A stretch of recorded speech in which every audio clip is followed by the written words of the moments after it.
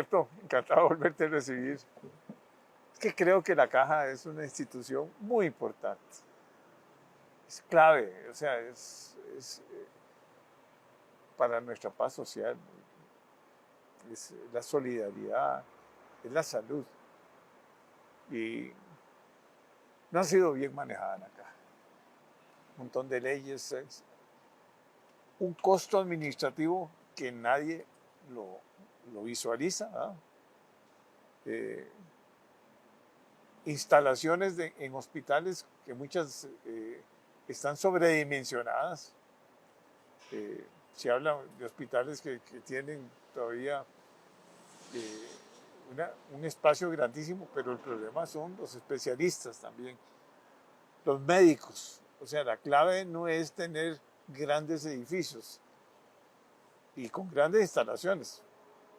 Yo creo que aquí hay que revisar todo, la Caja, o sea, hay que revisar planillas administrativas sobre todo, ver la cantidad de especialistas que se requieren bajo una planificación que se requiere, porque no se trata tampoco de improvisar, pero no cabe duda que con 60 y pico mil de empleados, la Caja tiene que analizarse con mucho cuidado y tener cuidado también con los aumentos de salarios, porque cuando hablas de 60.000, le aumentas un poquito ahí a los salarios más de lo que se nos van a sumas millonarias, ¿verdad? Todo es millonario.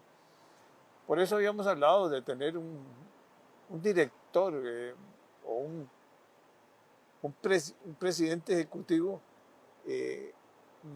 digamos, que vea la parte política y otro que vea la parte administrativa, con gran especialidad. Yes. Bueno. Vea, don Jorge, vamos a ver, este programa conclusivo, y muchísimas gracias por estos espacios que hemos tenido de diálogo, que lamentablemente no son frecuentes en el ambiente nacional, desapasionados. Yo, después de tener una experiencia de más de 10 años en la Junta Directiva de la Caja y una relación con la institución de diferentes formas de 40 años, soy un fiel defensor de la institución. Y lo decía en el programa pasado, es que la salud es lo que nos ha permitido desarrollarnos como país en paz y con una diferenciación sustancial con respecto a muchos otros países.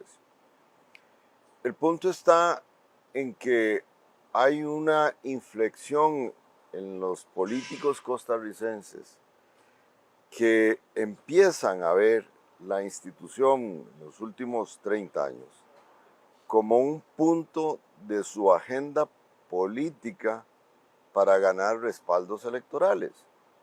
Y hemos llegado a un nivel en que nadie se cuestiona si es, o muy pocos nos cuestionamos, si es posible seguir manteniendo la institución, esa estructura, y cómo lo debemos hacer. Porque no se trata de que no exista la institución, por el contrario. Que sea productiva. Debe existir. Tiene que ser productiva, competitiva.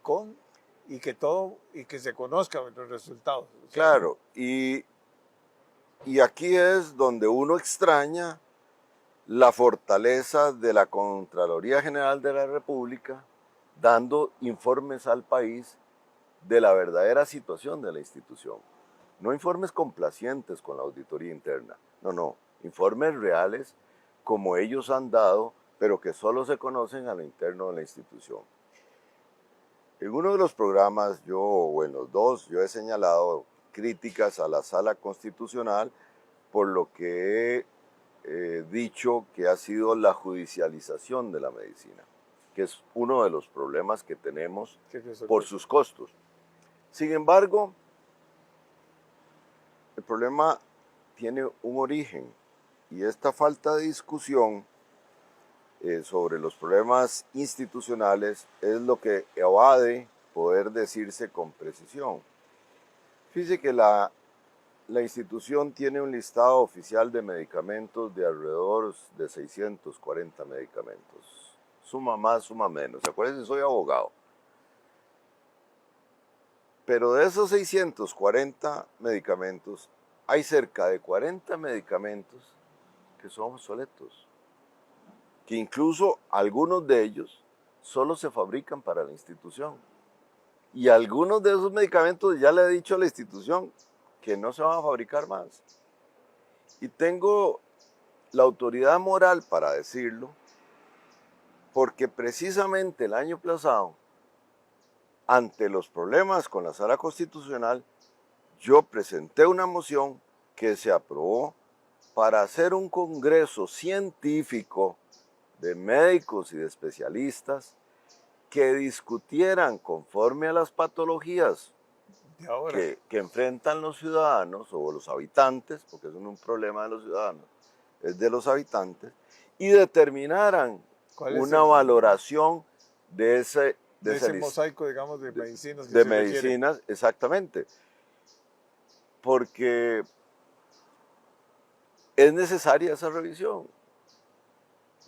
Nos encontramos para los problemas de personas que padecen de presión alta y hipertensión, que la caja llega a recetar 3 medicamentos, cuando ya hay nuevos medicamentos, nuevas formulaciones que con una sola pastilla se cubren esos 3 pastillas, lo cual le facilita la vida al paciente, al usuario. Y llevamos esta discusión con farmacoterapia. Y la discusión es que la patente no está vencida. La patente se vence, no sé. ¿Qué tiene que ver la patente?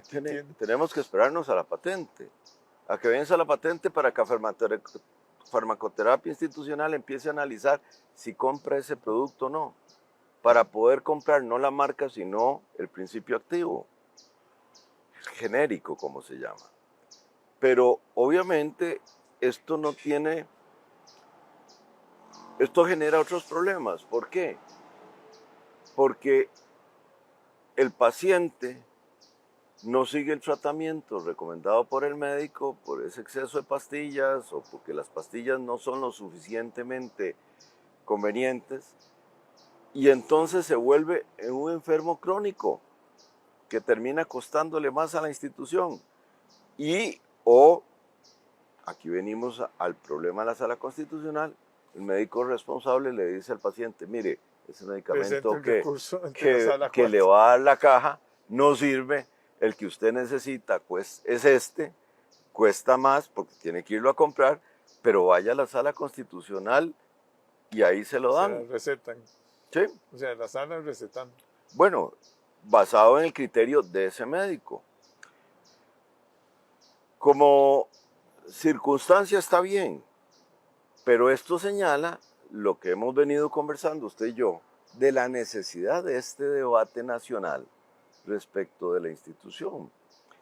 Y esto nos lleva a hacer un análisis de los presupuestos institucionales.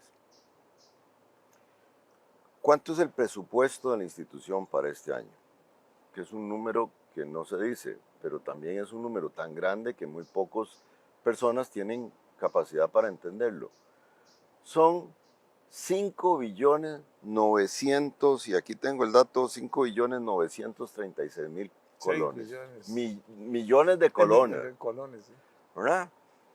Eso es la mitad del presupuesto nacional. Y obviamente es una monstruosidad de recursos que no necesariamente puede seguir absorbiendo el país. Fíjese que la demanda creciente de empleados este año es de 2.532 trabajadores que se necesitan para atender el crecimiento institucional. Cuando ya tenemos 64.000, deberíamos pasar entonces a 66.500. ¿Y cuánto va a ser el crecimiento conforme a esas construcciones que se están desarrollando? Que algunas son necesarias.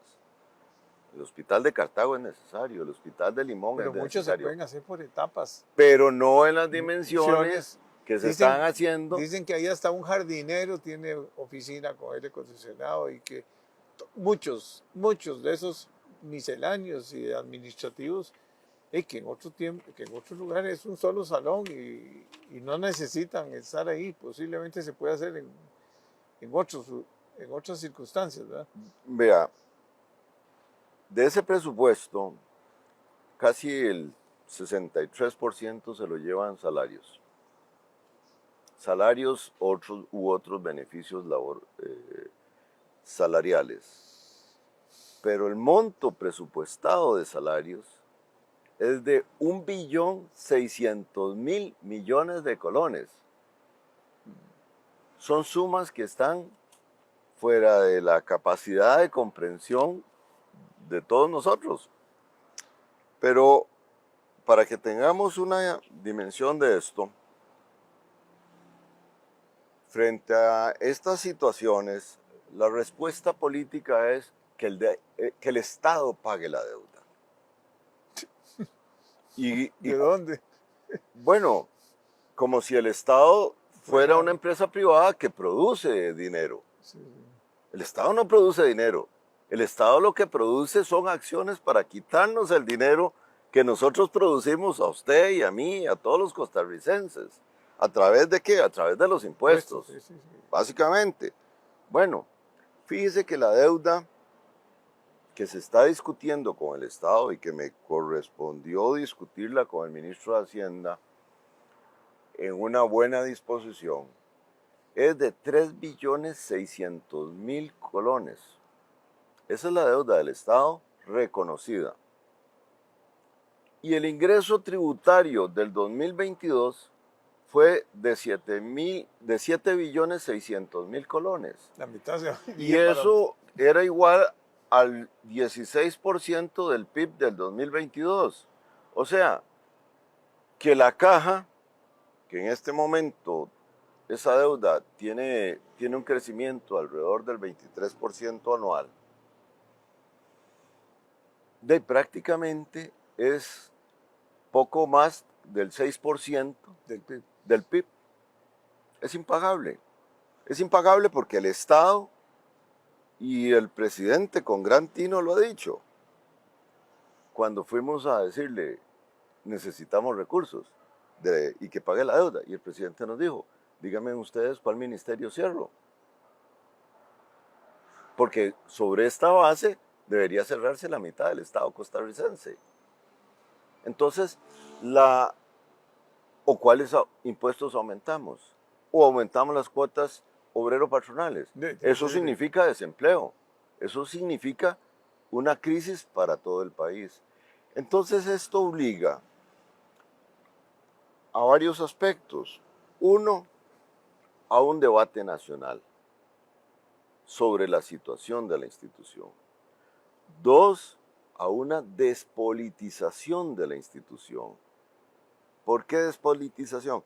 Porque la actual Asamblea Legislativa ha pretendido hacer de la institución un show político.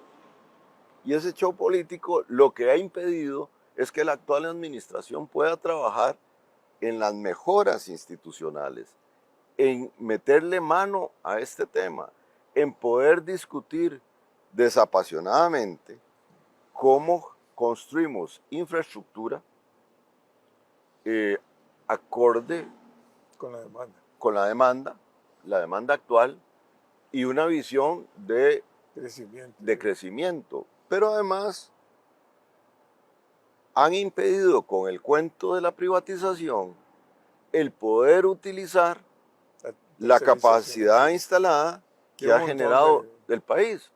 Por ejemplo, San Carlos tiene un hospital cooperativo y la institución no le puede comprar servicios porque los diputados consideran que eso es privatizar y vender la institución. No. Eso se llama optimizar los recursos que tiene el país. Porque si no se irían, no sé cuál es la proporción de la parte administrativa, pero tengo entendido que es monstruoso. O sea, que ahí la parte administrativa de la caja es grande.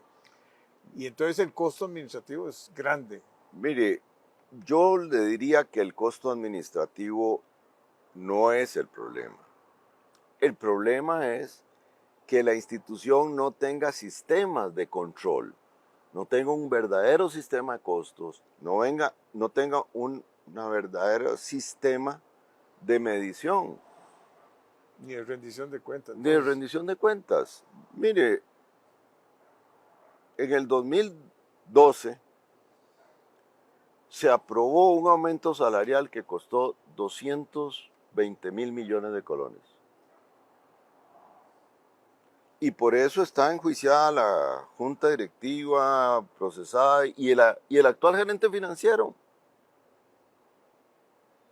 Lamentablemente, el año pasado, un juez de la República dijo que desestimaba esa denuncia. Sin embargo, hubo una apelación y el proceso está en trámite.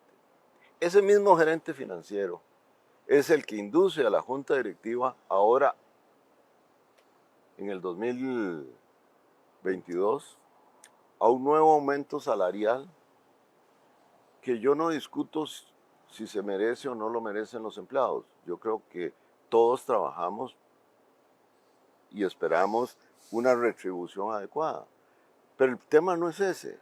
¿De El dónde? tema es ¿De si dónde? hay ¿Recursos o capacidad o no? no. Entonces, la respuesta es sí hay recursos. Sí, correcto. Hoy hay recursos. Pero ¿y mañana? ¿Y el año entrante? ¿Y el siguiente? Y nada más imaginemos que el crecimiento de la deuda del Estado es aproximadamente de 600 millones de dólares. Eso no va a poder seguirse financiando con recursos del Estado. ¿Por qué? Porque no es deudas del Estado como patrono. El Estado como patrono está al día. El Estado como patrono representa el 26, casi el 27% del ingreso institucional. Pero el de los empresarios y los trabajadores del sector privado representa el 66%. Y el de los trabajadores independientes representa el 1%. ¿Por qué saco estas cifras? Porque esto lleva a señalar que la Contraloría, que tiene pleno conocimiento de que la institución no tiene controles adecuados, no ha ejercido todo su poder de control para decirle a la institución, un momento, habiéndolo advertido desde hace 8 años, como lo dije antes, ¿no? Y nada más se quedan en advertencias. Cuando los informes de la auditoría externa están licitados para que sean complacientes, porque los mismos informes dicen que hay cuentas conciliadas y no pasa nada. Es una institución demasiado importante, es una institución en que nosotros los costarricenses la necesitamos y requerimos de ella para el desarrollo, pero no se le está dando la importancia debida a la discusión de esto. El peso que tiene, o sea, la necesidad de financiamiento institucional, que es creciente, no puede seguir pesándola sobre los patronos. Hubo un debate nacional hace algunos años en la que se acordó que una parte del presupuesto de la cotización de los patronos al Banco Popular, que era razonable que los patronos financiaran el Banco Popular en su formación, no ahora, se iba a pasar a la caja y se firmó el acuerdo. Creo que es como un 1% o un medio por ciento. Bueno, al día de hoy no ha sido posible, porque ningún diputado ha querido presentar el proyecto de ley y tramitarlo para pasar esos recursos frescos a la caja del Seguro Social. Pero imagínense que por aquí tengo una cifra de esas que muestran que la institución no debiera estar en cosas que no le competen. Fíjese que el IBM destina de sus fondos de inversión 79.000 millones de colones, 79.000 millones de colones. Estamos hablando de una cantidad de recursos importantes para préstamos hipotecarios a particulares. ¿Qué está haciendo la caja con eso? Además, con toda una unidad de manejo de esos préstamos, sí. de hipotecas y muchas cosas que no son tan transparentes. ¿Por qué no le damos esa plata al Banco Popular? La invertimos en el Banco Popular para que el Banco Popular sea el que administre esa cartera, que es algo propio del banco, no de la institución.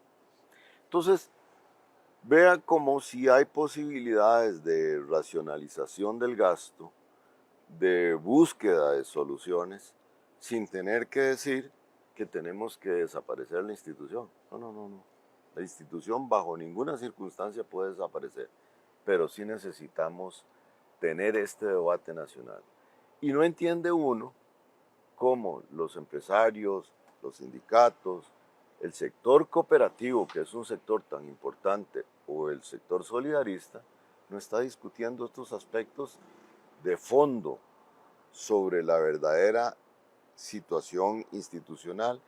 Y por el contrario, nos desgastamos persiguiendo a una presidenta que ha tratado, ejecutiva de la caja, que ha tratado de hacer las cosas bien, pero, y sobre todo, sin color político, ¿ah? Que esto es un tema muy importante. Es una presidenta que viene de la sala constitucional, viene de ser jueza, reconocida en el ámbito laboral, que me parece que presenta una serie de propuestas importantes y que el sector político ha impedido su discusión y que el sector empresarial y los sectores sociales tampoco han querido participar en eso, inmersos en la discusión política. Yo creo, don Jorge, que estos números que se han presentado debieran llevar a la reflexión del país para poder rescatar la institución. Rescatar la institución para que sigamos asegurándonos los costarricenses de seguir recibiendo los beneficios de la misma. Una pregunta. La deuda proviene, se habla de los EWAIS que antes los administraba el gobierno a través del Ministerio de Salud. Después me imagino que aumentó la deuda un poco también ahí con que el gobierno como patrono, que es, no pagaba a la caja en la totalidad, digamos, de la... pero lo importante es de dónde viene esa deuda tan monstruosa, ¿verdad? Vea, esa deuda monstruosa viene no del Estado como patrono. El Estado como patrono paga, porque además hay mecanismos coercitivos. Pero vos hablas de empresarios que deben. Sí, pero el Estado como patrono no debe. Sí. Lo que tiene que pagar como patrono y las retenciones que hace de sus trabajadores está al día. El problema son las leyes especiales. ¿Cuáles son las leyes especiales? Sí. Por ejemplo, el régimen no contributivo. ¿Por qué? Porque le garantizamos a todos los habitantes la salud. Sí, pero no pagan. Claro, pero el Estado es el que paga. A todos los migrantes le garantizamos la salud. El sistema penal. Debieran de pagar. Perdón. O sea, ¿cuánto de la población es contribuyente? Pero contribuyente, digamos, 100%. 1.800.000 habitantes. ¿Y cuántos son los que están en el informal o que no pertenecen o que no contribuyen a la caja? Tenemos una población de 5 millones de habitantes, en números redondos, 5 millones, 6 millones. Esa es la diferencia. Pues es 1,6 contra 5. Sí, 1,8 contra 5. 1,8 contra 5. sea, Estás hablando de... las cuotas obrero-patronales representan el 65% del presupuesto de los ingresos institucionales. Déjame ver, sí, el 60. Y ese porcentaje, el 36% es cuotas, 37% es de los patronos, 27% es de del los Estado, trabajadores. no, Ah, bueno, son tres. del Estado como Como patrono patrono, y el 1% de los trabajadores independientes. El resto son otros ingresos y entre esos otros ingresos son la deuda del Estado y los recursos que tiene invertido en la institución, etc. Pero, por ejemplo, no, pero lo que es claro que es que eh, si hay un 60%, vámonos, más o menos, que no paga, ¿verdad? Que no contribuye con la totalidad de lo que le corresponde, que son extranjeros, lo que quiera ponerle, o informales, y reciben los servicios de salud de la caja, de ahí, esa es la situación más complicada. bueno, por eso en el principio de de nuestro primer comentario, yo le decía que nosotros pasamos de un seguro social a una seguridad social. El concepto de seguridad social Sí, sí, es una cobertura amplia, pero en esa cobertura amplia, todos los costarricenses tenemos que contribuir. Los trabajadores del sector privado y los empresarios son muy fáciles de controlar, pero el resto de los los habitantes formales. son los formales también. Pero tenemos que generar mecanismos para que los informales se incorporen. Pero hay otra parte de costarricenses, por ejemplo, las personas detenidas, los niños en indigencia, la gente adulta que no ha cotizado, que el Estado tiene que protegerlas. No se ha cuantificado ese monto para decir, bueno, del impuesto de la renta vamos a destinar este porcentaje para la seguridad social y garantizar ese crecimiento. ¿Cómo vamos a garantizar el funcionamiento eficaz y eficiente de la seguridad social? Evitando desperdicios. ¿Cuáles desperdicios? Construir hospitales vistos a 15 años en lugar de irlos Sí, construyendo por etapas. paulatinamente.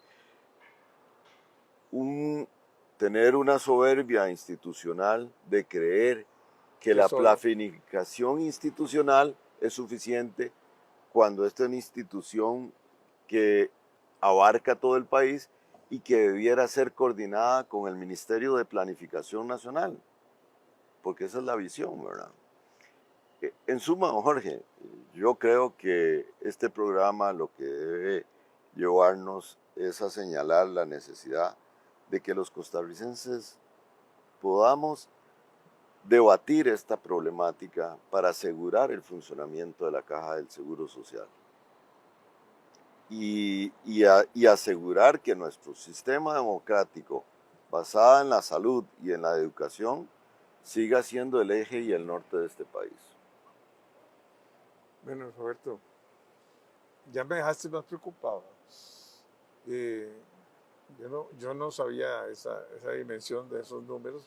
Debieran de ser publicados eh, para que o debatidos o analizados para poder tomar las medidas, ¿verdad? Porque eso se sigue ahí acumulando y aumentando, ¿verdad? Así es. Y nadie discute nada. Yo no veo que en los debates políticos haya, pero nada que hablar de ese problema, ¿va? Solo que el ministro de Hacienda dice, no, no, no, es menos, pero bueno. Pero cuánto, nadie sabe cuánto es. Aunque sí hay un análisis, por lo menos profundo, por parte de la institución, ¿verdad?